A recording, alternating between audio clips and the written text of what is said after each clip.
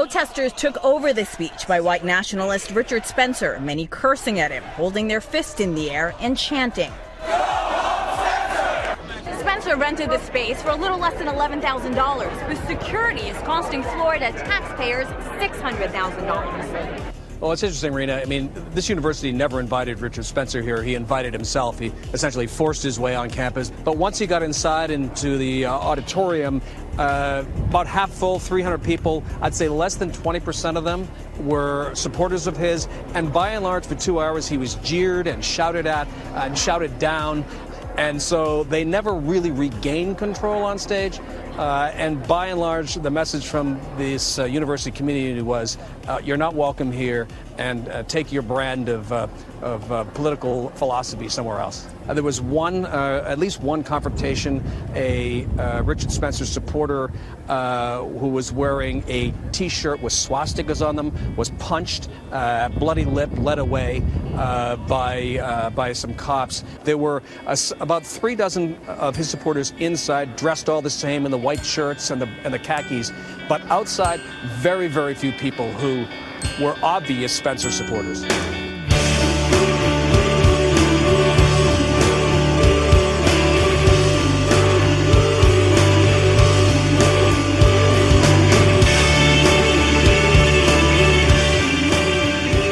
Listeners, I'm Fritz. This is The State Between Us, and picking up where we left off with the study of the Regnery family and their multi-generational grip on what I call American fascism, but it does actually, it's a complicated tale. The conservatives, the Nazis, all these guys, the Regnerys had their hands all up in that.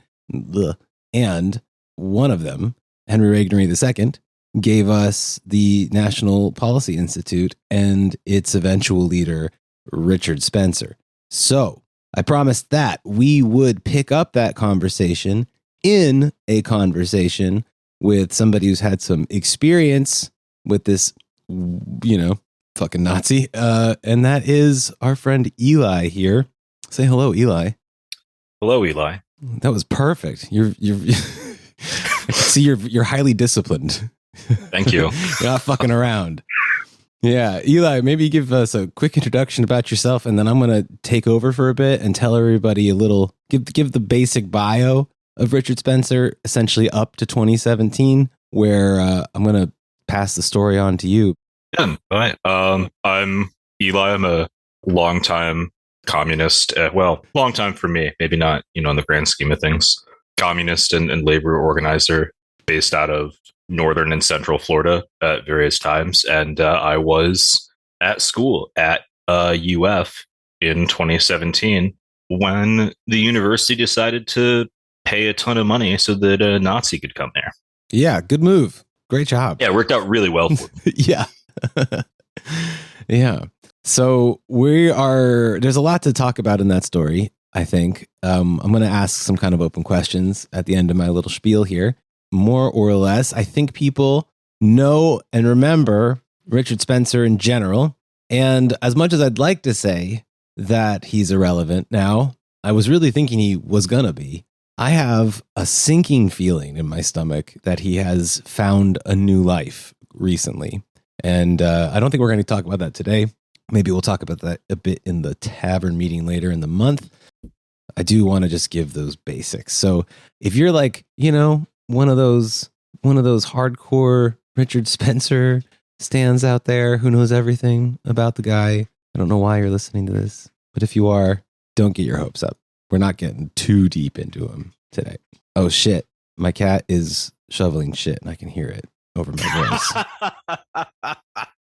I don't think I heard it. It might not have picked up. Maybe not, yeah, but it is fitting. I could actually just record it and use it as a background soundtrack for... I actually did hear something a second ago there. So. There you go. Yeah, that's my cat hearing Richard Spencer's name and losing control of her bowels. She knows what's up. All cats are anti-fascists. In a sense, yes. Unless you're a stink bug. All right.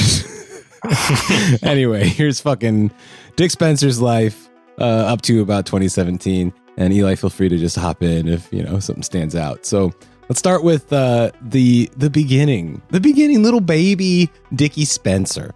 So ophthalmologist Rand Spencer and Louisiana cotton heiress Sherry Dickenhorst created this. I'm sorry. I know. I'm sorry. Look, I didn't know that's really stupid.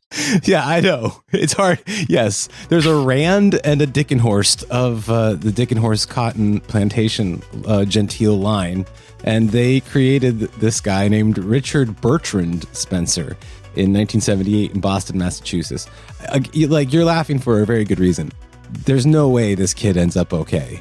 You know, it's just starting with if he took his mom's maiden name as like a nom de guerre or something, then he could be Dick Dickenhorst. Dick Dickenhorst. Oh, well, he is now. So they moved down to Preston Hollow, which is a suburb in Dallas, Texas, a nice place, while Dicky was still a child. And he grew up in the South in the same neighborhood of Ross Perot and at one time George W. Bush. Both had lived there at some point. So he attended St. Mark's Private School in Dallas, which today has a tuition of around $35,000 a year, before going on to the private university Colgate, it's called. Ending up in the University of Virginia, where he got his BA in English, literature, and music. Dick went on to Chicago to get his MA in humanities and spent perhaps 2 summers at the Summer University branch in Vienna. And at a glance, its curriculum seems pretty focused on these very fucking Euro yuppie fucking people. If you spend time in like Central Europe, Vienna, basically, you will eventually run into hordes of well-dressed youth in suits and ties who are meeting for some youth business thing. Like they get together and talk marketing strategies and young professional networking. Like that's what he was doing. So he's one of these guys. He began a PhD in modern European intellectual history at Duke University around 2006, but he didn't finish because he instead started writing for the American Conservative about the Duke lacrosse team rape scandal. And you can imagine where he came out on that. And also at Duke became buddies with fucking Stephen Miller, which, of course he did. And also Stephen Miller, when we kind of talk later about what Dicky got into, Stephen Miller is also into all of that same shit. Like they're all tied through Vidare and Tacky's Mag and things like this. So this is a nice, again, much like the Regnerys, when you look at American fascism, you get this huge spread right off the bat. Like this guy is, Stephen Miller is currently in government and Richard Spencer is the disgraced Nazi, but these guys they were fucking leapfrogging. I don't know what they did in college. Probably hurting people. Spencer described himself as Miller's mentor, if I recall correctly. Good God. Yeah, and at some point, actually, I think I had the Mother Jones article where it's quoted saved. Spencer said something to the effect of, "I'm really glad that people aren't talking about." Oh no, here we go. He said, "Quote, but I am kind of glad no one's talked about this because I don't want to harm Trump." Which is a shocking level of self-awareness. It's amazing. I'm so glad no one tells this very exact secret I'm telling you, just in case somebody hears me. Yeah, these guys are fucking brilliant. He's self-aware, but not self-aware enough to not say to a hostile journalist, "Hey, by the way, don't say this." Yeah, I mean, these guys, they're awesome. They're awesome. This is the same network, with the Signal scandal, where they invited the reporter in to just see exactly what their war plans were. I mean, this crew they're just fucking frat boys, really. Yeah. So Spencer goes on to write for the American Conservative. He led with articles about the Duke lacrosse thing, but he was very soon fired for supposedly, quote, extremist views, unquote. But I have no idea what the fuck that means, because the American Conservative was founded by Pat Buchanan and Tacky from Tacky's Magazine. What's his name? It's a crazy long name. Theodorakopoulos. Tacky, that's his name. And Scott McConnell was the guy that fired him. So these guys are they're pretty fucking fascist. Pat Buchanan was, I think, considered himself to the right of Buckley and shit. So I don't know exactly what he wrote, but whatever. And it didn't really matter because Spencer just moves over to Tacky's magazine immediately after American Conservative, which is the same family anyway, backed Ron Paul for president in the late 2000s. He got really into libertarianism, which he would later denounce as the years wore on. But he does maintain, or at least up to like 2018 or something, he maintained this thing called the Robert Taft Book Club that he put together, I think, when he was a libertarian.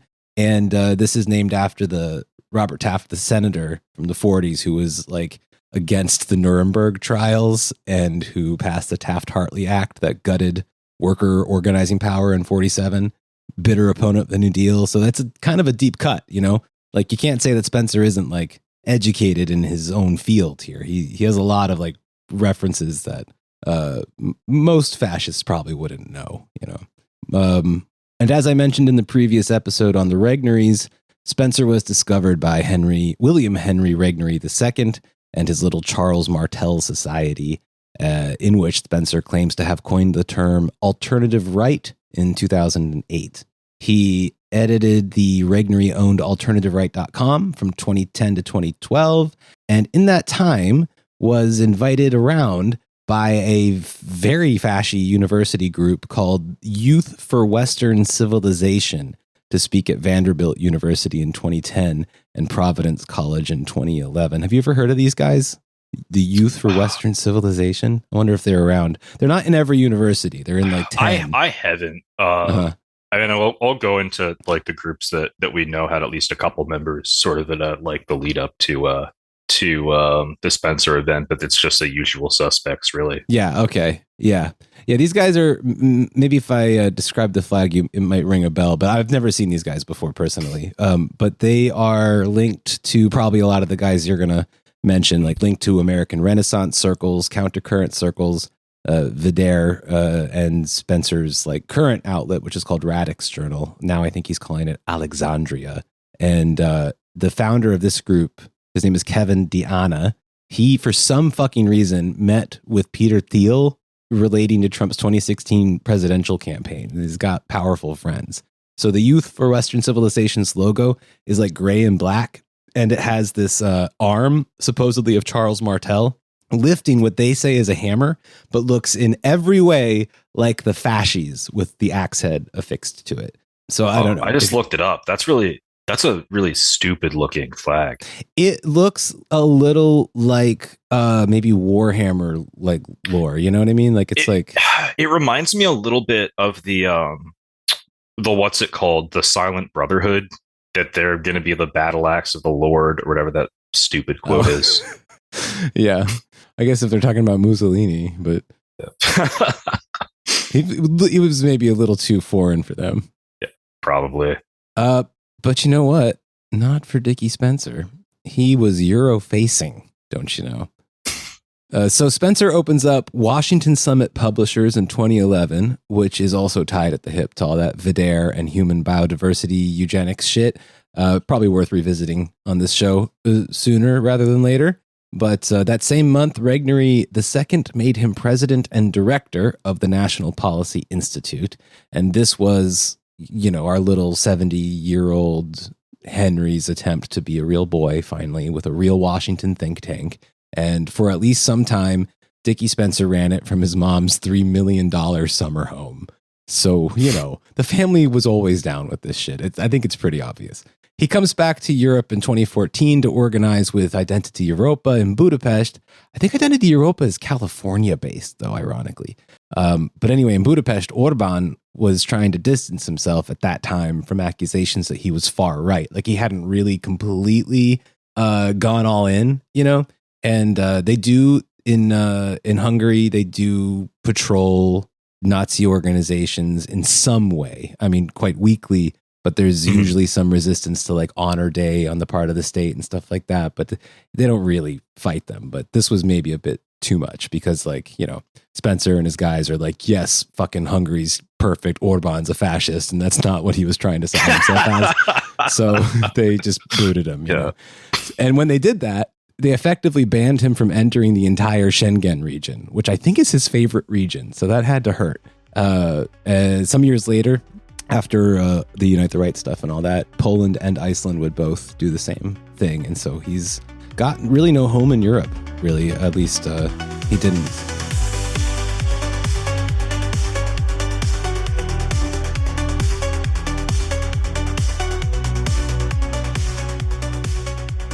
In 2016, Dick starts building up his idea of a voluntarily self-cleansed white ethno-state in Europe, while distancing himself ideologically from his family's slaveholding past. Like, he would say he's against slavery. It was always a bad idea. This is a complete facade, as tapes released by who other than fucking Milo Yiannopoulos in 2018 would show that, after the Unite the Right rally, he spends minutes screaming and crying about how his family used to own black people, and he's using words like octoroon and shit like that. He's very into slavery, that's very core to his, I think, family identity. But anyway, Spencer did study marketing, we know, through this Vienna summer things, and it's pretty clear that his rising alt-right was a simple rebranding exercise for Regnery II's fail son brand of homegrown American fascism.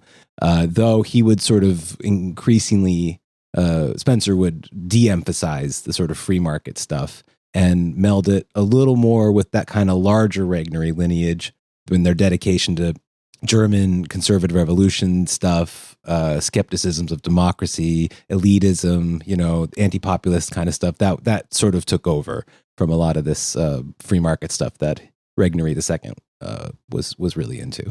So so that's what Spencer was up to. But he couldn't really help himself either. He might know better, but he's still a fucking Nazi. So he shows up at this 2016 alt-right conference in DC, throwing up Roman salutes and screaming, "Hail Trump, hail our people, hail victory."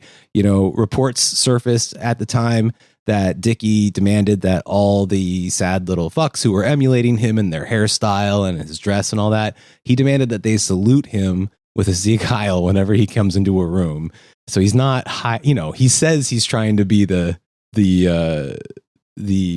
fucking sneakier, more likable, normie Nazi. And he got a lot of press to sort of buy into that at the time too. They would write about him like that, but he is just in his heart of hearts a George Lincoln Rockwell fan. He's said as much.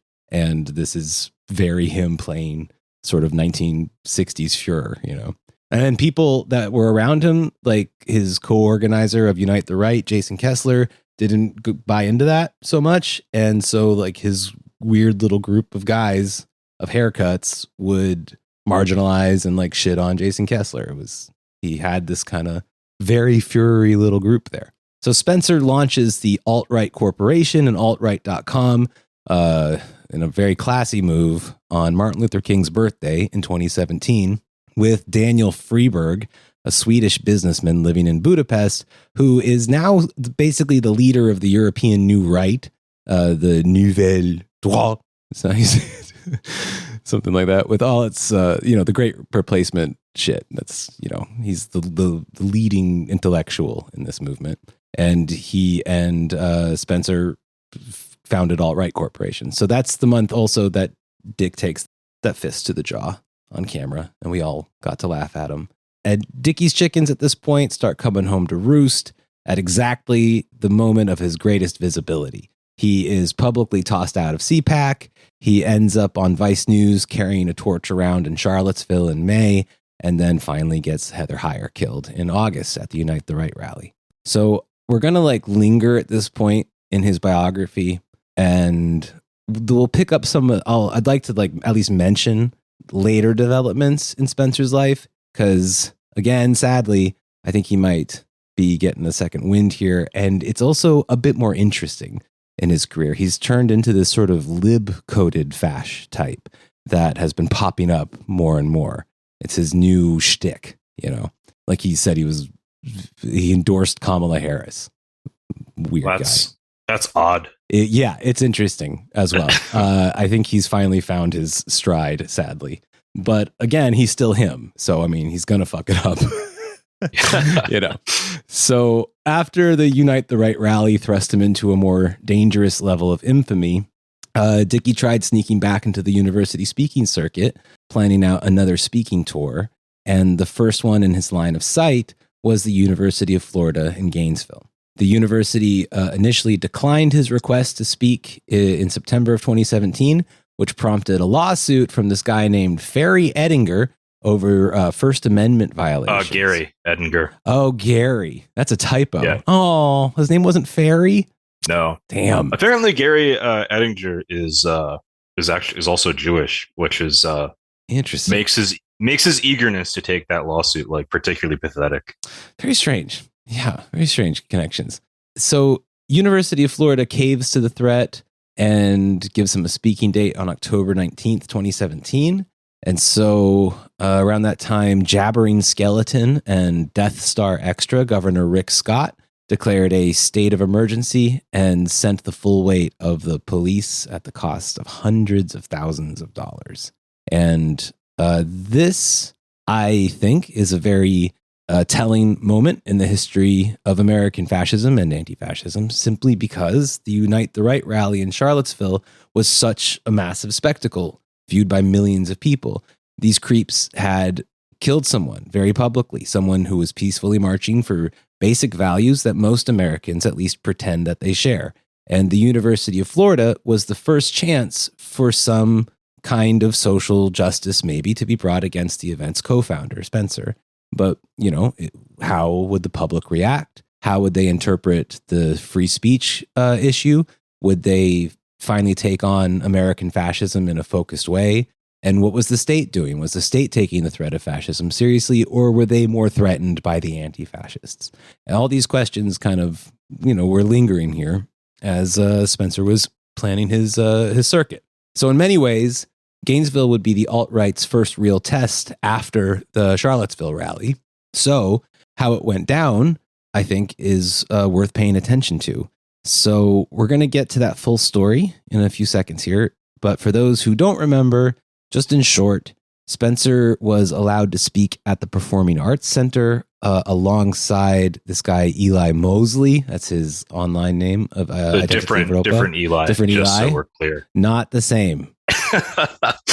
And also this Mike Enoch. But his event was ultimately shouted down as it got underway, getting up Dicky's ire and forcing him to shout this very cool thing at between 2,000 and 3,000 protesters. I think his quote was, "You are all engaged in what's known as the heckler's veto," which is just too cool. That guy really bringing the cool back to fascism, So here with me now is one of those dreaded and vile hecklers of veto in the flesh. So Eli, why don't you tell us the story here? How did this resistance come together? What did it look like? And, I've heard a lot of the story already, and I really would like to hear more about the state's reaction. So, all right, take it away. Yeah. So I guess one point of clarification, I technically was not one of the esteemed hecklers. I did not make it inside the venue. I assumed he meant everyone. Oh, well, so what I was going to get to there is, in preparation for this, I was talking to some of my friends and comrades who were also there, including my friend who used the pseudonym Telsage at the time. And he actually was one of the people who managed to get inside. And he said that what he remembered was, first of all, the auditorium was only like half full. The overwhelming majority of the people in there were protesters and anti-fascists. Yeah. And that he said that what stood out to him, like looking back at some of the clips from Spencer, is that the way Spencer was mic'd up, you can hear him, but you can't hear the all the shouting in the background. Uh-huh. So when they were actually inside, it was much harder to hear him. But also has the effect of all the clips of Spencer from that day. He sounds hilarious because you can't hear that he is having to shout over these people. Yeah. So it just kind of sounds like he's like a guy by himself raging out. Well, which was also kind of true. Right. Yeah. That's kind of his soul in many ways. Yeah. So I guess before I get too far into this, I do want to do like a disclaimer that I was one of many dozens of people who were involved very deeply in organizing this, in raising awareness and getting the word out, and trying to make sure people actually showed up. Like, there were many dozens of us, and then several thousand people who actually showed up and made it happen. Also, this was like pushing 8 years ago. And my memory, isn't that great to begin with. So if any comrades or friends who were also there end up listening to this and I made a mistake, it was not intentional. This is to the best of my recollection. But I do not want to, like, by omission, diminish anyone else's efforts, because it was a chaotic situation, and there were a ton of moving parts. Yeah, famously so. Yeah. So I guess to kind of set the background for when this happened, even going back before Unite the Right, that Unite the Right, everyone knows this. I'm preaching to the choir. That was sort of what forced mainstream politics in the United States to sort of acknowledge this massive upsurge in fascism. But even at UF, it had been, we'd had incidents that even predated that. In January of 2017, there was and I don't really know how to describe this, some guy who wandered, I think it was January, maybe February. But anyway, some dude wandered onto campus in Turlington Plaza, which is sort of like one of the kind of, I guess, like town square-ish type of vibes at UF. Anyone who went there knows what I'm talking about. And so this guy rolls up to the, I think it was a like kind of public commemoration of the liberation of one of the concentration camps. And this guy, I wasn't here for this, but I remember it happening. This guy rolls up with a like really weird, shitty homemade swastika armband and just stands there silently for hours until he eventually like asks the cops to escort him away. And then later that day, two guys like jump him, kick his ass, and steal his armband, which is pretty cool. Yeah. But then it happened again, and another dude did something similar and was like, apparently unrelated to the first guy. This like decrepit old man was wandering around campus with a leather jacket that he'd spray painted a swastika on the back of. Oh, damn. And like the guy was actually old as shit. He's using like, there's images of him, and it's very odd. It's this like old dude like struggling along using a walker, wearing a like biker jacket with a huge swastika on it. I don't know what ever became of that guy. I don't think he got beat up. It sounds like a trap. It sounds like something that like some alien would send to attract, Yeah, its prey. I truly don't know. I don't think we ever heard anything else about that guy. I can only assume that he was some freak who like joined the American Nazi Party in like the 70s. Yeah. Wasn't able to like, got burned out when they didn't do anything for 30 years. Yeah. And he misses like, wrestling with the boys. Right. And he was like, oh, like, this is just like when I was a boy. Yeah. I would not be surprised, actually. And crawled out of his hole for one last hurrah. Yeah. But anyway, not long after that, we never really figured out who exactly. We had some ideas, but they were officially never caught.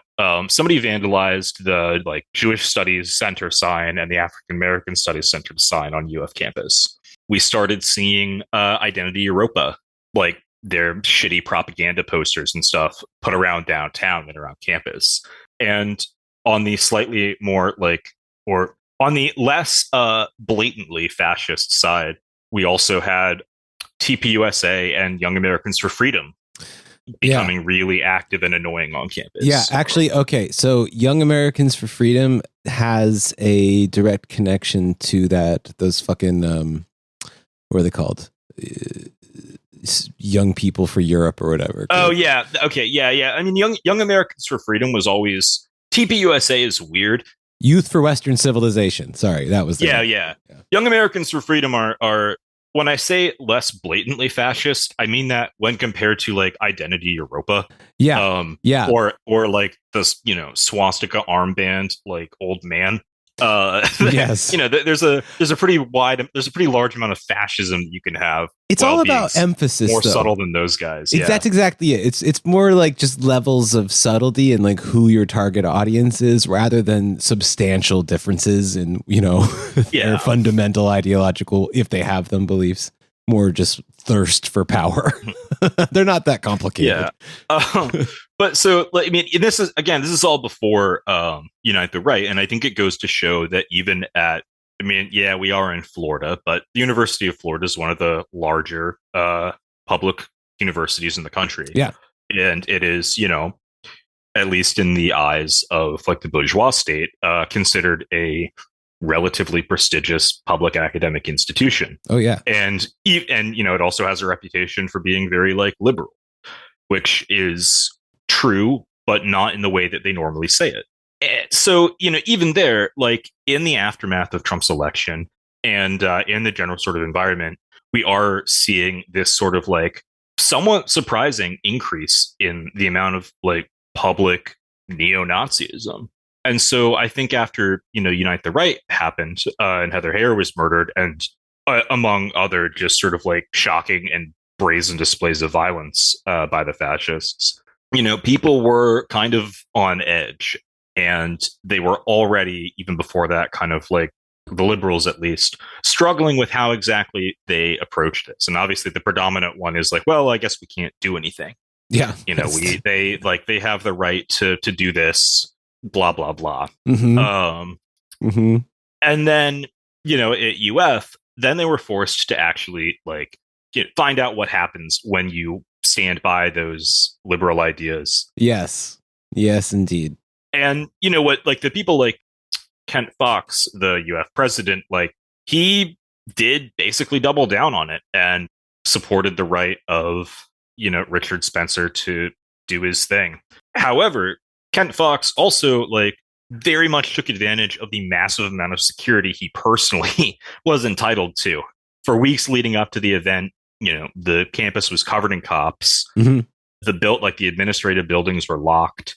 You needed like special permission to get anywhere near Kent Fox's office. And one of the other things I noticed going around campus leading up to it was obviously, there was this massive mobilization of like state security forces, but they were doing intelligence stuff and scouting positions and everything like that for at least a week, probably closer to 2 weeks beforehand. I mean, we I think saw like a National Guard helicopter at one point surveying stuff. Could be wrong about that one. Though, for all his pretensions later in his career to be the rational Nazi as opposed to like the crazy Satanist Atomwaffen Nazis, like this is basically the fascist accelerationist dream. Like this is how like this is what Iron Gates is about, like you do some fascist shit. And they were state overreaches. And I think in the aftermath of this, people like Kent Fox, like the former Gainesville mayor and rat bastard Lauren Poe, they all made a big deal about like glazing the cops and talking about how they're so glad that the cops all kept us safe and from all who? of that. And from who though? Yeah, well that's the big fucking question, isn't it? Is who is actually there to do the violence? And I think on some level, they didn't even really care. I think a big part of it was that the state was freaking out at having this prospect of any sort of open political violence going on. At the end of the day, they were there to protect Richard Spencer and the neo-Nazis, and then also to protect like university property. Yeah. We were under no illusion that they were going to help us out. Let me just remind people too how much this cost. What was it supposed to be between like 400,000 and 600,000? If you can help me out with that. I believe so. Yeah. Amazing. Yeah. Multiple different law enforcement agencies. There were snipers set up on the roofs before the event. I guess I'll kind of jump ahead to, if that's okay, to like the day of. Yeah, absolutely. Maybe describe the scene and then kind of get into the background of it. Great. And how we organized. So at least for Gainesville, the scale of like the militarized state apparatus here was kind of unprecedented. I don't think anything had happened like this in town since like the 70s. They shut down a huge section of one of the major streets in Gainesville. I'll drop a link for you, Fritz, so you can see these, like a map of this. And they'd shut them down with by having like bulldozers and shit like parked perpendicular across the road. Mm-hmm. I see. All the protesters, we decided, when we put out like flyers and online event stuff like that, we gave everybody instructions that we were going to gather in this parking lot of, I think it was a Winn-Dixie at the time. That was going to be our staging area because that was the closest that we reasonably could actually like put cars. So we all gather there. And then we, the people organizing the protest, the other marshals, the people from No Nazis at UF, we all start marching down towards where the police have set up their, I guess, for lack of a better word, like safe zone. So that they can like, I think some people got frisked, some didn't. It was kind of half-assed. But basically, so they could at least do like a visual check of everybody before they got into the like free speech or like protest area or whatever. And this was the core area where most of the stuff was going down. And that was the street right in front of the Performing Arts Center. So there's a plaza. It has the Performing Arts Center. It's got a parking garage. It also has the Florida Museum of Natural History and the Harn Museum of Art. And then a like fountain and little like plaza in the center. And then down the road from that, just past an intersection, is like a Hilton Hotel or something. And that was the Hilton Hotel area was where one of the spots that the cops had their like more tactical teams in reserve. And then near that was also where we had the like water and snack and like first aid tent, because we weren't allowed to have that like within the first layer of barricades. So the protesters, we were supposed to get the street, and then the like parking lot area for the Performing Arts Center was supposed to be cleared out or whatever, and just for like the cops and the Spencer supporters. We did end up clearing that first layer of barricades and taking a big section of the that parking lot area, because that's in most protests, you will be, if you are even vaguely well organized, you'll be able to get past at least the first layer of barricades and get a little closer, because you can't really do anything typically from the spots that they tell you you're allowed to protest. But so I was not a super hardened like anti-fascist militant or whatever at the time, and I was a communist, and I had been for a while, but I'd never seen or been at a protest where there were like sniper teams before. So that was pretty it's fucking wild. Yeah, it's pretty fucking wild. It's still pretty fucking wild. When a comrade and I were scouting, before we started marching, we saw like a group of cops that had, I don't know the exact model number. I mean, they were AR-15 carbines, who were based around like a bank near where we were staging up. We walked a little further and we saw this is when we turned back, we saw a scissor lift with what appeared to be like a deer stand in it, and presumably a sniper inside, set up so they could have an elevated position looking down onto the street where we were going to be protesting. Yeah, that's normal. Yeah. Just a fucking deer stand for people. Yeah. So I think, and I mean, the Hilton Hotel had snipers on the roof. You can see the pictures of it from that day. Yeah. To their credit, they did manage to avoid actually having the guns pointed at us for most of the time. But you also, like, if you have two brain cells, you can figure out like that people aren't just up there with binoculars, like hanging out. This is like a president visiting. Yeah. Yeah. And I think like what I have to emphasize is that all of this weaponry was aimed at us, at the protesters. Of course. Theoretically, yes, they could have, sniped a Nazi if one of them popped up into the crowd to start shit. Well, Nazis did eventually. I mean, not to spoil, but they did not pop those Nazis.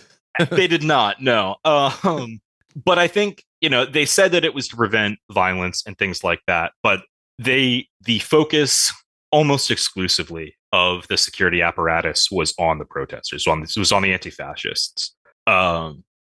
They and one of the things I remember distinctly was, and we'll get to this later, but there were 3 Nazis that came from Texas to attend the Richard Spencer event. That's right, from like a clan countries, kind of rural suburbs around Austin, I think. Yeah, there were the Fears brothers, and then there's Tyler TeBrink.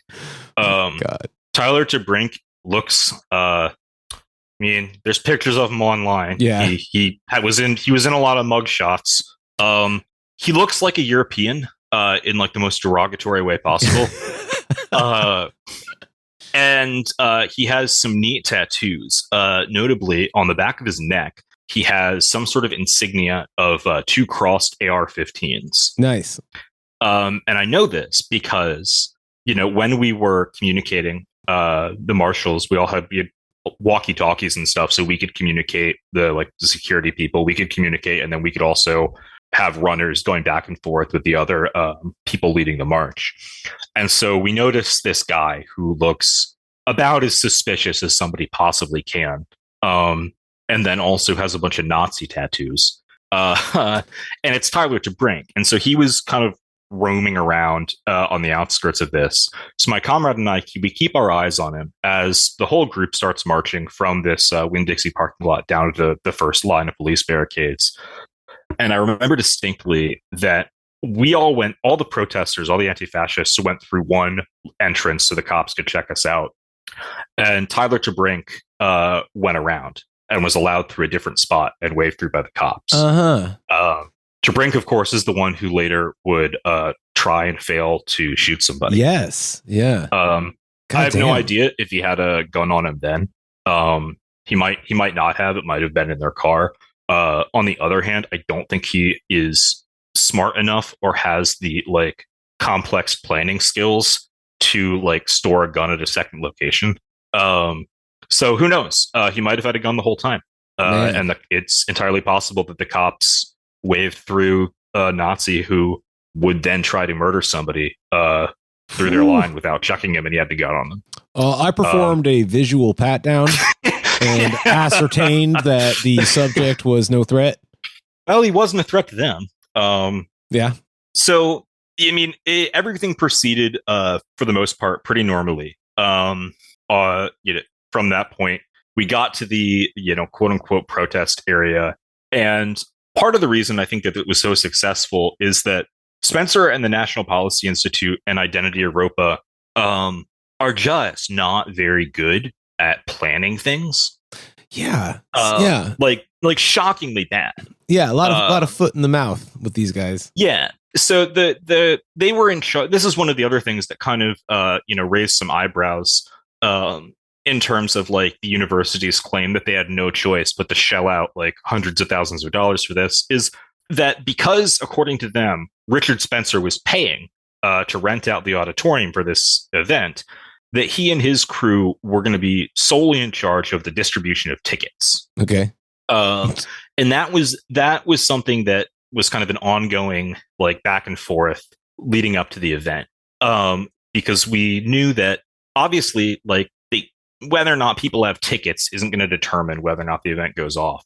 But that was one of the points we identified as a way we could basically just, throw a stick in the wheels. And screw them up. And it worked. They announced on various occasions that they were going to do tickets the night before or the day before or whatever. And they kept having to cancel because, it was fairly obvious that if they did that, we would just have a bunch of people show up and reserve tickets to fuck with them. Yes. So they end up having to give out the tickets at the rally right before it happens. Okay. So they set up, it was a combination, I believe, of Identity Europa guys who they were all in uniform that day. They looked really cool. They can't they're trying to be so fucking hip, but they can't shake the fact that they're basically just the ANP with a haircut, They have to have their little uniforms. I think that's a little unfair. I think they're the guys who bombed out of Rush week for a frat combined with AMP. Yes. Because so they're wearing five, I think it was 511 khaki pants. Yes. Perfect. And then white like white dress shirts. That's perfect. That's perfect. Yeah, That's the American fascist uniform now. That's it. It's just white guy. Yeah, it was. I don't. Yeah, it didn't really work. I'm not sure what they were going for. I think they probably should have leaned into like all formal or all tactical. Not to give them advice, but just pick one. Yeah. Like you or just dress like normal style. Or just don't be Nazis at all. You know. Well, yeah, just yeah. save I yourself think, the whole trouble there. Yeah, I think adopting an ideology that doesn't require like you and the boys to have like matching outfits, Yes, to prove that you're like real men or something, but probably is a good start. But anyway, so they're in charge of deciding who gets in and who doesn't. Obviously, I think what they had in mind here was that they were only going to let like good white guys in who looked like they liked Richard Spencer. They just completely fucking bombed that. They're turning people away because they like look gay, but then they're allowing other people in who are very clearly like anti-fascists. It was a whole mess, and so the result was that only like, I mean, we were kind of worried about having our people in there, and we didn't need to be because they outnumbered Richard Spencer and his crew like 5-1. Yeah, like his actual idea to have a speech did not work. And I think that's really important to emphasize, is because it was not just the rally outside and that mass mobilization. It was the fact that because we had people inside, we prevented entirely his event from going down. He like raged out on stage for like 30 minutes yes. and then like fled the scene. Yes. And I don't think it would have been as successful if we hadn't managed to do that as well. Yeah. I mean, I think it still would have been an important mobilization, but I think, No, they would have recorded his speeches. It would have been like he bravely stands up to, armies of protesters outside the door, right. But he get to have his minute. I think that's an important takeaway is that like, if you were going to do something like this, the goal has to be that the event doesn't go down. Yeah, shut it fucking down. Yeah. Right. Nice. It wouldn't have been enough, a lot of liberals that we had to argue against who, were on board with protesting thought like, what we should do is everybody should go inside and then they should like turn their back or whatever. That wouldn't work, because then he would just be talking and giving his speech and then making fun of them instead of what actually happened, which is just like, I mean, a lot of news stories that had people on the inside had to like censor big chunks of the footage because people were yelling, "Fuck you, Spencer." Yeah. like just constantly. Yeah. Oh, it seems like so long ago they used to censor that. It's cute. Yeah. Yeah. Maybe this is a time for me to ask you, and please correct me if I'm wrong, but about some of the ways that you organized through these political and ideological tensions, because it was kind of a ideologically broad coalition that I went into this, no? Yeah. So because of the sort of general like political atmosphere that came from Trump's inauguration, there was already sort of a vague idea of this sort of like big tent, or like not really a popular front, but sort of. It's literally an anti-fascist front. It reminds me a lot of the big tents from like the 40s resistance to local fascists and stuff. These uncomfortable alliances. Yeah, and it kind of was. So there were a variety of groups that were involved. But I think critically is that all of the organizations that were directly involved fell under a couple like main camps. So there was no Nazis at UF, and that was the student-led like section. That was mostly an organization called Dream Defenders, which are a kind of odd group. They are a nominally like socialist, person of color-led organization. Mm-hmm. However, they're also pretty heavily funded by the Democrats and the Ford Foundation. Mm-hmm. Mm-hmm. Yeah. So that, many such cases, but their members were in like at the forefront of organizing this and played a really critical role. They showed up. Yeah, arguably more than almost anyone. And then the other main section of like organized student like participation came from YDSA at UF, which has gone through various iterations over the years. Mm-hmm. Okay. On the off-campus side, and then also obviously there were tons of people who were not formally affiliated with either group, but still weren't involved. On the other side, most of the like off-campus or quote-unquote community organizing was under the broad tent of the Gainesville Anti-Fascist Committee, which is basically exactly what it sounds like. It was a coalition of like anarchist and communist and socialist organizations, and then some other like unaffiliated individuals under a united or like popular front sort of deal for anti-fascist work. So it was I noticed a few things missing from that list. So this was more of also an anti-capitalist front then as well. Yeah. Yes. Mm-hmm. Yeah.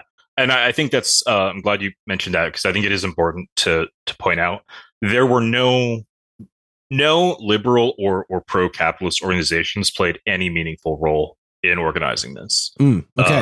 There were tons of deviations among us, among the left, but I mean, the furthest right of people who were even marginally involved in real organizing were like Green Party hippies. Okay, that's interesting too, because it also didn't seem to slow down the popular interest or support. I mean, normies showed up for this.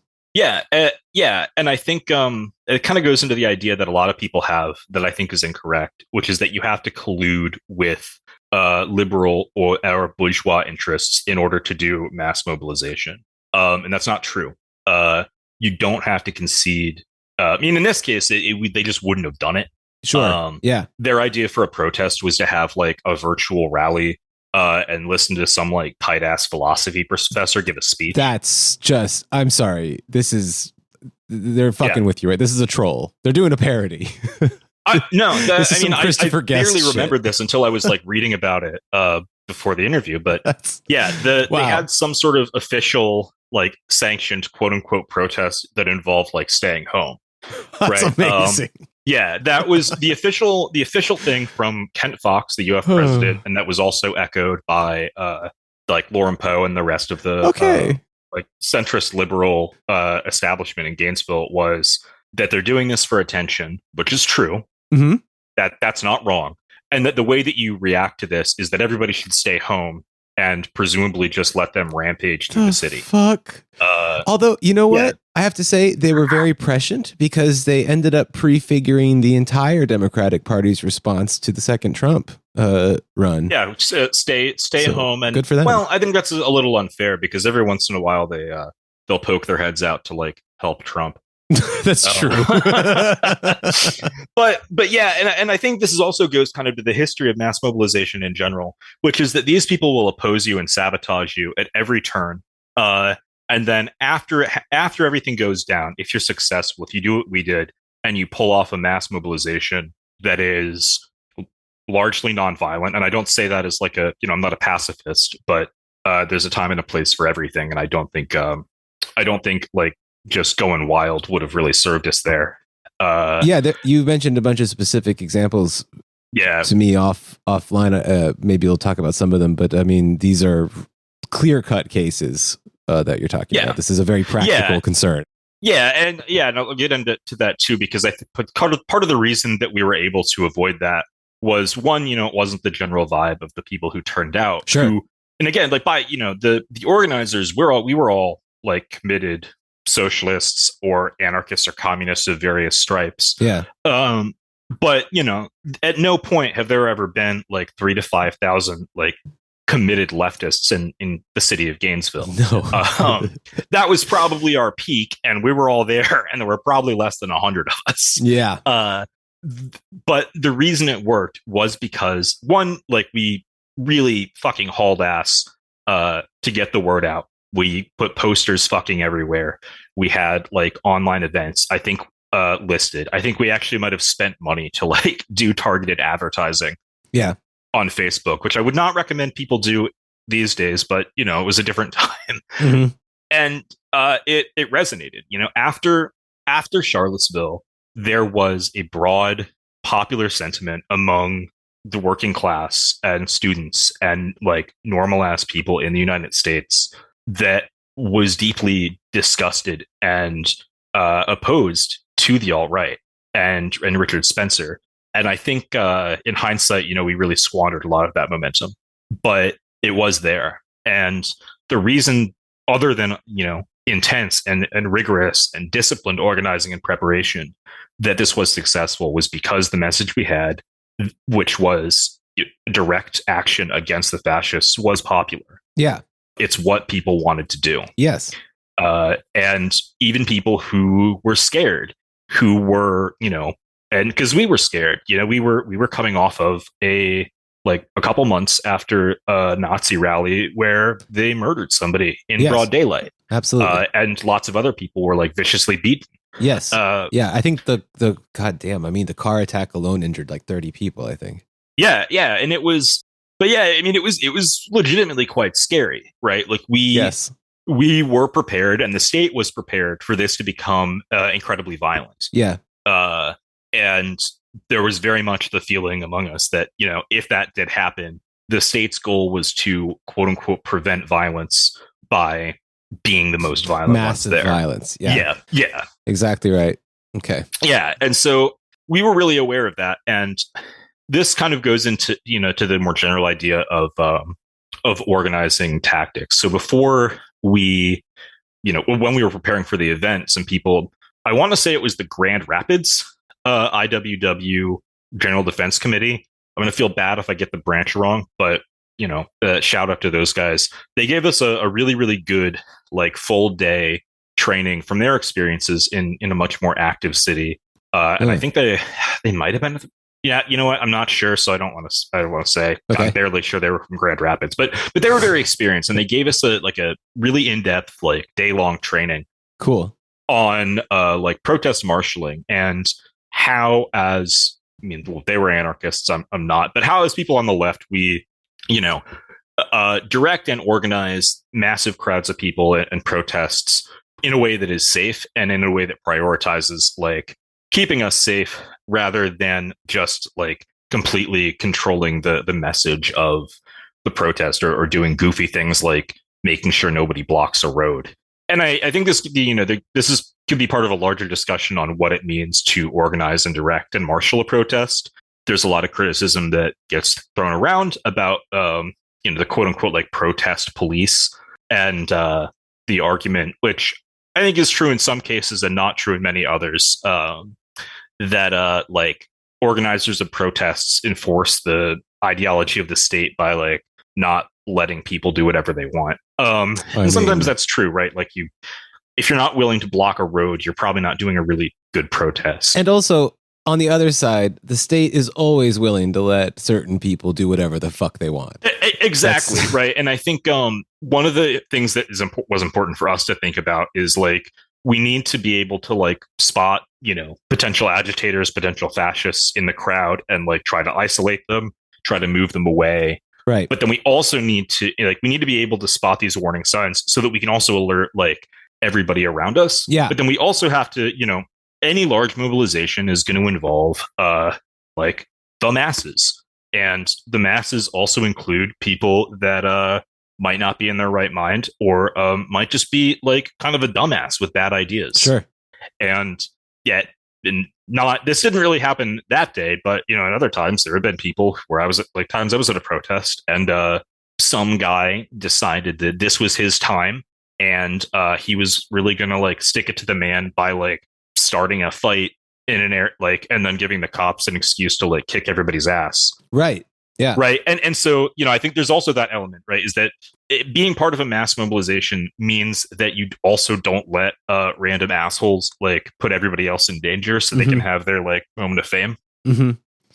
And it means being disciplined. So there was one really famous picture, which it was an awesome picture, by the way. I think I mentioned this to you before, is of that weirdo skinhead dude getting his shit absolutely fucking rocked. Yeah. To be fair, it didn't look like this was the first time this has happened to this dude this week. I mean, he's taken some beatings. I was trying to read a little bit more about him. Yeah. And I couldn't find much other than it seems like he might have renounced his views, but it also seems like he does a lot of meth. Yeah, exactly. This dude was super skinny, but he had red laces and shit. And what are you supposed to think? I guess a lot of people probably have seen the picture, but it's hard to emphasize enough how much this guy looked like a cartoon character. Yeah. Well, there's your talking. Yeah, we saw him and we're immediately oh, that's weird. What the fuck is this skinhead doing here? The guy was wearing a white shirt on which he had painted, dyed, printed swastikas, two big ones roughly at like nip level, and then smaller ones like off close to his shoulders, I think. A couple He's of wearing fucking red braces. He's got, I forget what type of, they were weird shorts, maybe like cut off jeans or something. And then I don't know if they were Docs, but your typical like red lace, straight out of like 1980 type of bonehead attire. Yes. Or maybe even earlier. It was quite weird. So this guy starts, this was after the event inside had started. I guess he wasn't able to get a ticket. And for, again, reasons really unclear to us, the guy just starts kind of like wandering around. And other than the fact that he was there and is a Nazi, he wasn't doing anything aside from that to try to start shit. But that's enough. So people are understandably pretty unhappy to see him and start, yelling at him, getting in his face, and sort of chasing him around. About like this is after the point at which we passed the first barricade. So we have people now, big groups of people that are also in the area closer to the entrance of the Performing Arts Center and like the interior police line. And so people are swarming around this guy. It's getting. The first thing that occurred to me was like, there's no way this ends well. We need to remove this guy from the situation. And the other thing that occurred to me was, people are getting really, really, really close together in that crowd. Yeah. And that's something generally like to watch out for. You never want to be in a spot where you have like 3 or 4 people per square meter. And you mentioned there were like people with babies and shit too. Yeah. In this exact crowd. Well, that was a little bit later. Later. Okay. So me and a couple of other comrades, we managed to kind of like get people to back off a little bit because I was kind of worried that there's going to be like a human crush or something. And we managed to get them back off a little bit. And I won't name him, but one of my comrades, who's a Pakistani man, eventually like we get this guy close to like one of the police lines, and my comrade like half pushes, half throws him like past the police line. Because I think this kind of goes into the principles of that I mentioned a few seconds ago about how you organize, how you like quote unquote police a protest. Because I would assume we're on the same page. Like I have no moral opposition to somebody like beating a Nazi unconscious. Yeah. Richard Spencer helped make that famous. Well, I mean, Nazi punching. Right. Yeah. It was like his brand. I don't see a moral problem with that. Yeah. However, if people want to do that, they need to do it in a spot when we're not fucking surrounded to the nines by cops. Well, yeah. Yeah, I wanted to point that out too, that a lot of you're saying policing protests, but I think it's worth pointing out that a lot of what you're doing is also talking down cops as well. Yeah. Yeah. And that's something that, I did that day. I'm sure if there are photos, there's probably loads of photos of me talking to the cops that day. Yeah. Because part of what you're doing when you're organizing a protest on that level is you need to be able to talk to the cops as an authority figure, right? Yeah, they love that shit. I mean, it depends. But like cops will try to pull you out of the crowd. They did that to me. The anecdote I told you, I was clearly involved in organizing the protest. I had a walkie-talkie. I was dressed probably in retrospect more like what 21-year-old or 22-year-old, however old I was then, thinks a badass looks like, and sure, which is also pretty similar to like what a suspicious guy looks like. Yes. So yes.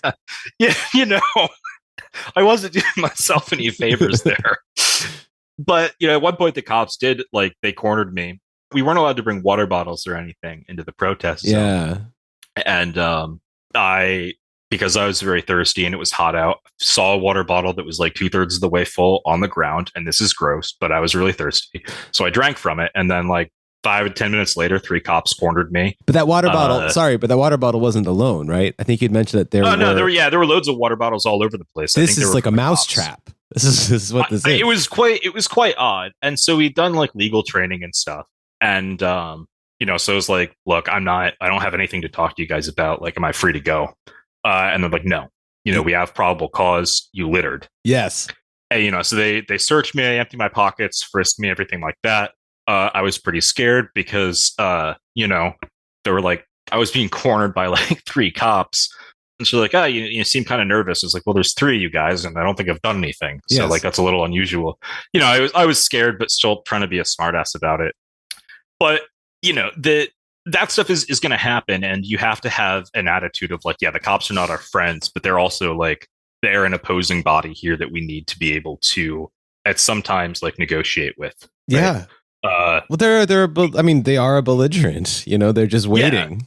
Yeah, it is, like if you're facing down like an enemy force and you have the possibility to like bullshit your way out, you might as well try that before you just like let them crack your head open. Absolutely. That's why the rogue and bard classes remain the best for Dungeons and Dragons.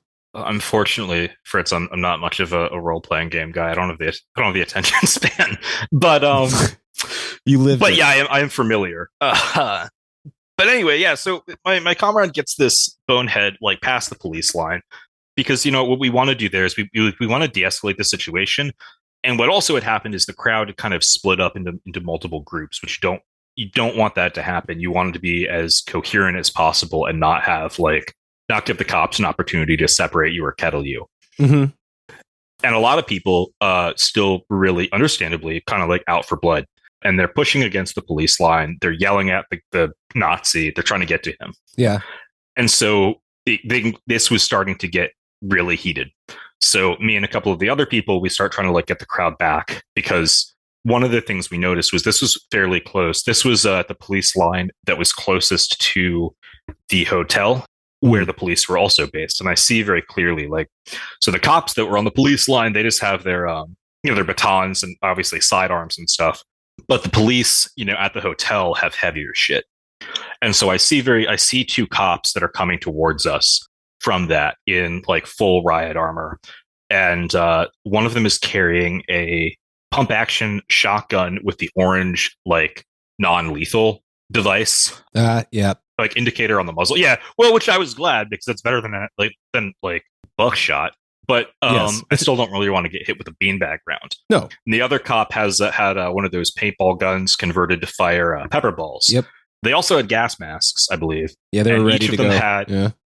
But each of them had a one of those grenade bags, like satchels for what I assume were tear gas grenades. And so at that point, I'm like, look, we have to de-escalate this now. Or we're going to get tear gassed.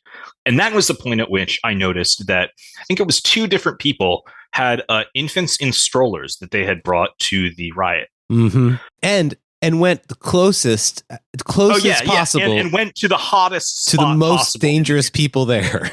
Yeah. And so I like run over to them and I'm like, hey, you guys need to leave right now. Like you can't, I think we might get tear gassed. Yes. You can't have your baby here. Yeah.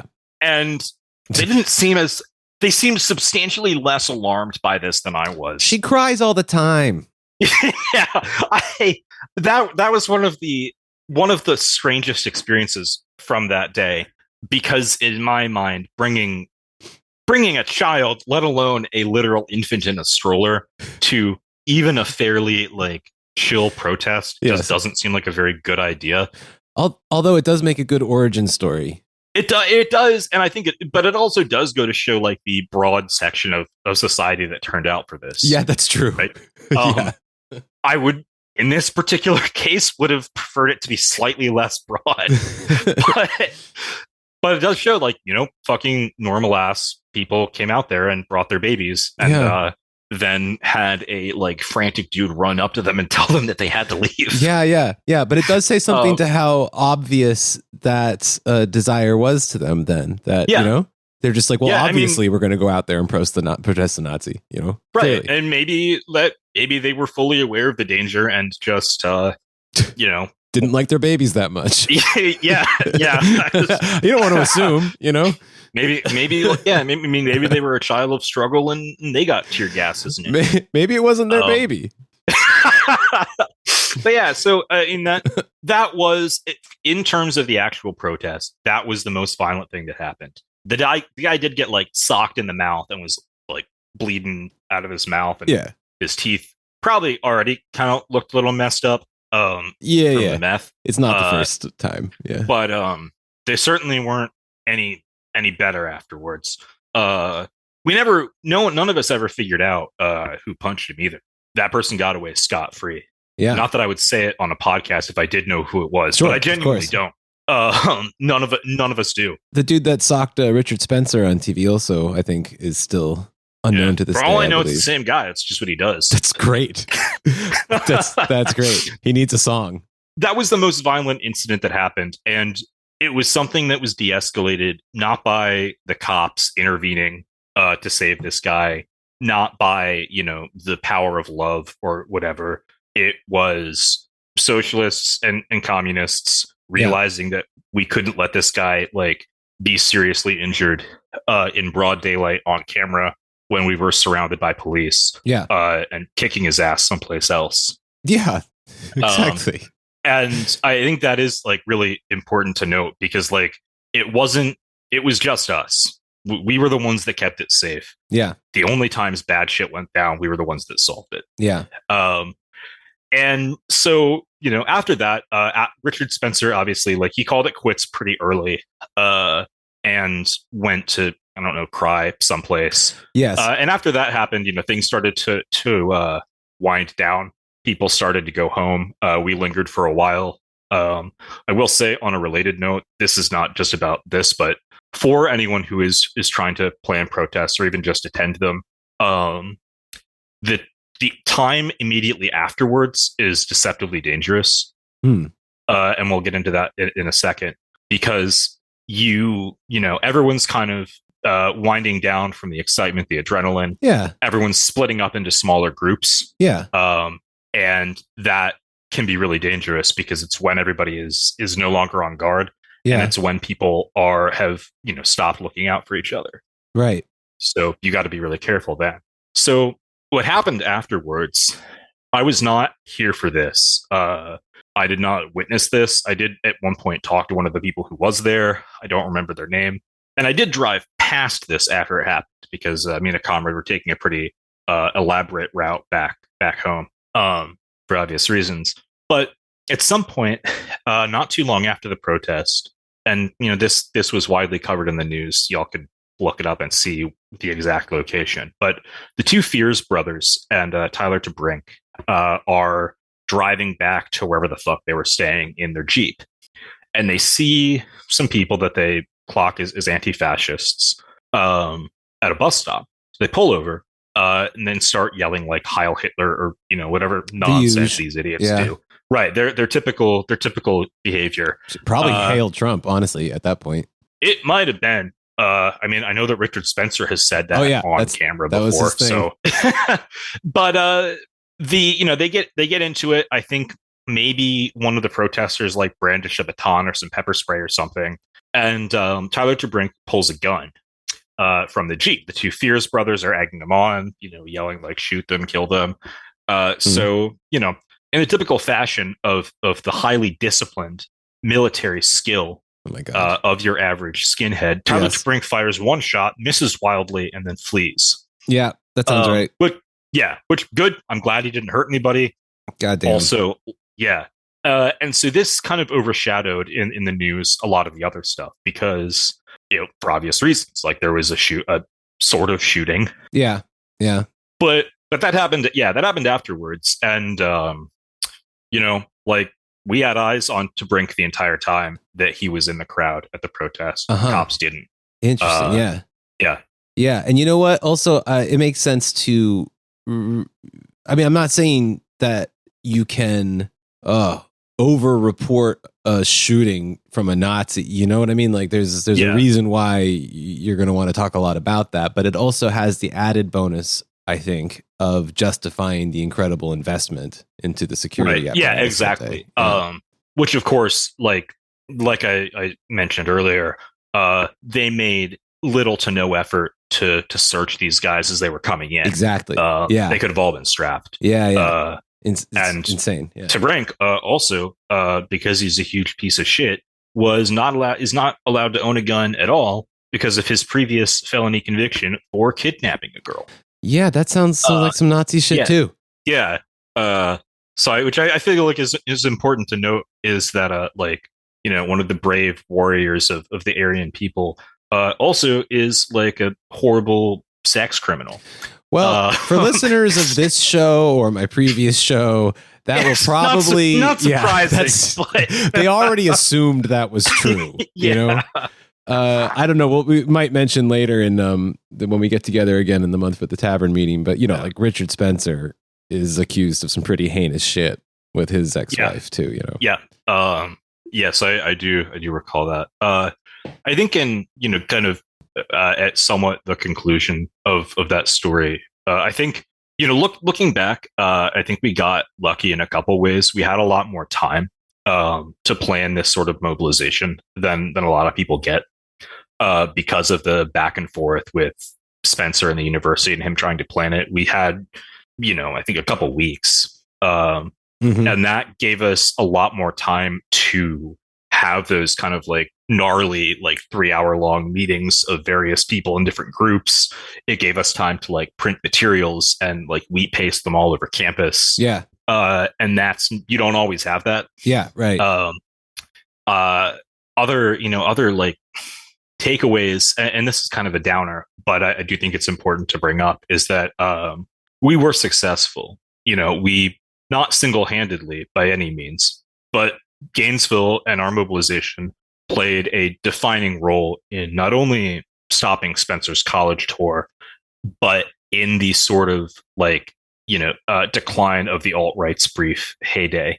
A big part of that, of course, was the like horrific murder they committed in broad daylight. Yes. And the fallout from that. But, you know, we successfully prevented any sort of like comeback tour. That's true. Yeah. You know, just to say that after you, I think Michigan State University also went all in. Yes, yeah, they resistance. did. There was another one, and they were also successful. Do you know if there was a? Sorry to interrupt. Go on. I think it was a little more limited. Okay. I was going to ask you if there was any connectivity between the Florida organizers and other university organizers that were also resisting shortly after. No, not that I recall. Which I think was kind of I think, you know, the lack of connectivity, I think was a failing. But more than anything, I feel like we really squandered the moment. None of the organizations, at least that I know, were really able to capitalize on that to, you know, build membership or build community organization. It was just sort of something we did and then moved on from. And I think that is indicative of sort of a lot of the way that the alt-right was dealt with, because we did see, you know, like a really large surge alongside the alt-right of far left activism. And in the short term, you know, in the immediate term, I think things worked out fairly well for us in that regard. You know, we saw I don't think we see, you know, the massive mobilization and demonstrations of the uprisings in 2020 without a lot of the experiences that people gained in you know, like 2017 and 2018. Yeah, definitely. The like struggle against the alt-right. Definitely. And a lot of that started earlier, obviously, in like Ferguson and other places, but it definitely built on that. But at the same time, you know, as you've discussed on the podcast, we stopped Richard Spencer maybe for a while. We stopped some of the other alt-right guys. A lot of them also just stopped themselves because they're like low functioning weirdos. They're bad at this. They can't really pull off anything. But they can hurt a shit ton of people. I'm not trying to underplay the threat. And I think that's the important thing, right? Is like they pull us with them, right? If you get murdered by a dumb guy, like you still die in real life. Yes, right. Yes. There's a certain extent to which them being idiots actually matters. And if liberals like to fixate on like, oh yeah, they're really stupid. But then in the case of Trump, like what the Democrats did for 4 years was talk about how stupid Trump was, and then like constantly have, you know, one pulled over on them by a really stupid guy. Yeah, it's true. But I think, you know, looking back, like what positions did Richard Spencer have other than like yelling Heil Hitler, that are now not mainstream, like conservative, like moderate conservative policies? You're absolutely right. Yeah. And so, you know, in it again, okay, it's kind of a fucking downer to think about, but my real takeaway is that we were not successful in tying that action to a larger struggle against these ideas. Yeah, maybe. I mean, you're right. Because like you said, it rose, it fell, it kind of returned to just sort of living, you know. Right. There are writers who do suggest that is simply what mass action looks like, that it always has that rise and drop, and the hope is that you inch every time towards the shore. But I will say that these events, like in Florida and Michigan and Charlottesville, they proved that these people were there, that they were ready, that some of them were planning, some of them, and that they were all, you know, super, super into what was happening to everybody in that moment, which was the rise of, you know, Americanist fascism. Yeah. So there was something to this. I mean, without it being that loud, without seeing snipers on the roof, you know, the state's overreaction, like the confusing spectacle of all that, I think it'd be a lot easier for them to sort of do what their cousins in the conservative revolution in America are doing, which is just sort of like, you know, keep it all very intellectual and yada, yada, you know? Yeah, I think it, just sort of like general thoughts here. For one thing, I don't know if I mentioned this to you, but it was 2017, so drones were like a big thing, but even less, like, you know, far less of a thing than they are now. Yeah. But there were a ton of fucking drones there, unnerving. And like helicopters and stuff. But I don't know, something about, I feel like at one point, you know, when it was kind of quiet, we could actually kind of vaguely hear the drones. They're really unnerving. Yeah, right? I really don't like them. And I don't think I'd be inclined to like them anyway, but that, I don't know, that's on a very like primal level, they make me feel like some sort of monkey in the trees with a bunch of big fucking birds like hovering over me. Yeah. I don't care for them. Well, there's so many moments in your story where it really does kind of feel like you're being set upon by some alien force that is setting out little traps here and there. Like, let's send them this like skinny guy with red laces, you know, let's send them these fucking water bottles. Like it feels a bit like you're being, I don't know. Yeah. Lightly pushed into a cage. Oh, yeah, and it did feel like that. Yeah. It wasn't great. I forgot to mention this, but we weren't allowed to bring any water bottles into the area for, you know, safety reasons or whatever. Florida, for, you know, those of you who are not from the subtropics, Florida in, you know, October and November is still pretty fucking hot. It was probably like in the mid 80s Fahrenheit that day, which is 30 degrees Celsius. I don't know. Damn, yeah, no, I saw what you were wearing. That was inappropriate for the weather. Well, yeah, it was inappropriate for a couple of reasons. But yes, it was quite warm. We weren't allowed to bring water bottles in. It was quite humid, and they had actually so across the street from the Performing Arts Center, the street where we were, that was our like quote unquote protest area. There's like a sports recreation center, like one of the university gyms. All that stuff is locked up, of course, but they'd also gone so far as to lock the bathrooms and to remove the water fountains from the walls. Oh, okay. Yeah. So they very deliberately had made sure that there was no ability to get water. Yeah. In that area. So like even people who were dressed more appropriately than me, you know, we had to watch out for heat exhaustion and stuff, and make sure people knew that there was a location on the other side of the barricades down the street where they could get like water. Damn. Yeah. So they really put some thought into this. Yeah. But I think that's one of the best examples, right? Is like how that none of this was to keep us safe. Yeah, of course. Because there's a much higher chance of anybody at any event in Florida outside getting heat exhaustion than basically any other type of injury. Yeah. And they very consciously and deliberately made it so that was way more likely to happen. Yeah, it's got this very counterinsurgency kind of vibe to it. These little visceral additions they're making. I think, you know, especially in the days leading up to it, like I was a student at UF at the time, but then I also had a university student job that involved me going to a lot of different buildings on campus. And in the week leading up, I would just see like, oh, there's an MRAP behind the Phillips Center. That's weird. Yeah. There's a like dude whose badge insignia I don't recognize, but is definitely some sort of Fed, and he's just hanging out here. Don't like that.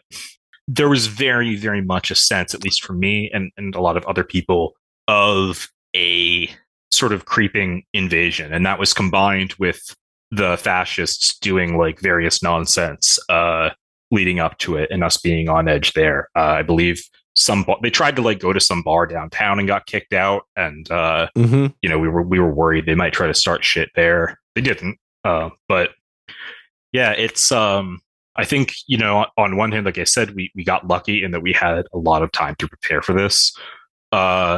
But in another sense, especially coming out of Charlottesville, I didn't feel like we were that prepared. And I was exhausted, but really elated afterwards that everything went so well. Yeah. Yeah. Like no one got seriously injured. I think maybe one or two people got arrested, but there was no mass arrests. There were no tear gas. Those Texas boys got charged, I think, as well. Well, yeah, I'm not that was afterwards, and also I'm not counting them. Yeah, fair enough. Fair enough. That was not really something I could have prevented. No, I mean, why? I'm just, yeah. But I mean, in terms of like people at the actual protest, I think there were like 2 arrests, maybe. No, they lost more than y'all did by at least 1. Yeah, and for much longer. Okay. Yeah, I'm positive Tedbring's still in prison. I don't know if the Fierce brothers are. I can't get over that fucking name. There was also I should have mentioned this earlier because we were also aware, and there was some local chatter about people in the Gainesville area who were actually at Charlottesville. Oh yeah, none of them were really involved, as far as I know, in planning the like Richard Spencer event. But there was one guy, Jeffrey Grooms, and I don't think you need to censor that name because he was in the fucking news about this because he's an idiot. Okay. But we got him fired from Lucky's supermarket after realizing that he worked there and was at the Charlottesville rally. Uh-huh. And he cleverly set his Facebook picture as him with David Duke. Oh. And then his full real legal name. Oh, how'd you find me? It was pretty much like that. I think he also was in some like Discord leak where his like nom de guerre was like his middle name and his last name. Perfect. Yeah. So that's that guy was an idiot. On like to an intense degree, even for that circle. But I think it does go to show like the overall environment that was happening, not just in Gainesville but around the country. In 2017. Yeah. I guess before we start wrapping this up, I do want to ask about some of the aftermath. I honestly I don't remember a ton of that. I mean, we didn't know at the time how much money it was going to cost. Yeah. I believe, as much as I hate to give them credit, I do believe that the city of Gainesville like did manage to avoid paying for it. Yeah. And maybe kicked it back to UF. I know that there was initially, as they were booking the event, I think we talked about this before, NPI did bounce a check. Yes, that's right. Yeah. William Henry Regnery II.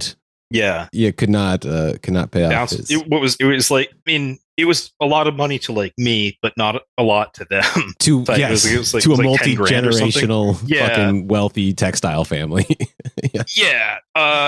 And I think now that I think about it too, I can't remember, but that might have been something we brought up when arguing with people about like who were saying like, look, I don't like it, but the university has no choice. It's like, well, okay, first of all, that's not true. Second of all, like these guys might not even be able to pay for it. Yeah. Yep. In some ways, the aftermath was kind of muted compared to the lead up. A lot of people obviously did, and like myself did and still do deeply resent that the University of Florida like let that happen. Yeah. But aside from them having to pay money, I don't really think people like Kent Fox really suffered any negative repercussions from that, at least not publicly. I think his role in facilitating that event has largely been forgotten. And yeah, I think, that at some point we might have made an effort to get him to resign or something, but it never really went anywhere. Yeah. Well, at least as far as Spencer is concerned, he made like a couple more attempts after this, all pretty much blew up in his face. And then in some final irony, because he was, his strategy was to threaten all these universities or venues with lawsuits, so they didn't let him do his Nazi shit. He ends up getting buried in lawsuits himself. And that is more or less the end of the National Policy Institute by like 2021, I think. Yeah. Are they still around? That is kind of an open question, because a lot of this stuff has been moved around and changed names. And, these like a lot of these websites are co-owned by guys who have a totally different magazine, but it's the same guy running both. So whether or not, alternative right is still up or alt-right is still up, it almost doesn't matter, because like Tacky's mag is still up, Vidare is still up. So there's the circle is still quite healthy and probably doing better than they were in 2017 even, since they actually have, supporters and people in high office. They're ready to go. Yay. Okay. He always makes us feel better. That's John. Yeah, there's that good quote that Spencer gave, I think, maybe after Michigan or maybe after UF, where he complained that it wasn't fun for him anymore. Oh. Yeah, womp womp. Yeah. I think he started dancing at one point out of frustration at UF too. Oh, he did a little angry dance? He did a little like weird jig. I think that also might have been when he before like the band Depeche Mode like told him that he couldn't use their music anymore. Yeah. I mean, that's the thing. Like, like his greatest successes were also his greatest failures, because the more people knew of him and who he was, the less people wanted to do anything with him. Yeah. He officially declared the end of the alt-right not long ago. Well, I mean, whatever. Yeah. We'll talk a little about what he's gotten into since then, Apolloism, etc. When we wait, what? Again later. I know. I know. Yeah, I don't know. I think he's been reading a lot of Evola, and he's a Nietzsche. That's good, etc. Right. That's smart. Yeah. Well, listeners, that's all I got. Anything you want to add, Eli, before we let him go for now? No, I think that's most of it. All the if people are interested in learning more, or but anything like that, it's all on Google. I realize that's not a very not really a great great send off. It's okay. I'll put a link to Google in the description in case anyone's lost. No, I did find. You've been assembling stuff, but it's all very like scattered. We got articles. There's not really like a single source for this, so it's hard to like. Yeah, I did. Links. This is not technically Richard Spencer, but I did just find a picture of that like ancient dude who wore the swastika jacket. Oh yeah, send me that. You have to take a look at that link. Might need to put that in the description. Actually, I think there will be some on our Patreon page, patreon.com/The State Between Us. I am going to put up some visual aids for cool. Listeners. So if you wanted to see some of these maybe routes and some of these fucking freaks that just came out of nowhere. Are you looking at the picture? Yeah. Yeah. It's so weird. Yeah, this is some strange shit. This is weird. Yeah. Oh my God. I want to know everything about this man. I'm sorry. They got a name for him, and I looked it up, and I couldn't find anything. They're calling him Raji Wiggins. Is that it? Yeah. Is that a real name? I don't know. Roger Wiggins. It kind of sounds like a 1950s Nazi to me, or 60s Nazi. Why not? Yeah. And it's just that picture of him, like from behind, showing off his swastika jacket with the walker. Oh man. He said he didn't know that the Liberation Rally was going to take place today. He's telling people he's just out there on his usual Nazi stroll. It might be true. Yes. It doesn't seem like he doesn't seem like he's all with it. No, he's just a Nazi out there. Good God. Oh man, what a magical time and place we live in. Truly. And thanks for being here, and we'll talk again soon. All right. I'll talk to you later. I assume there's going to be some in the like final version, some cool music will play us out or something. Well, I'm hoping, you gave me some nice suggestions, so I'm gonna make as much use of them as I possibly can. All right. Later.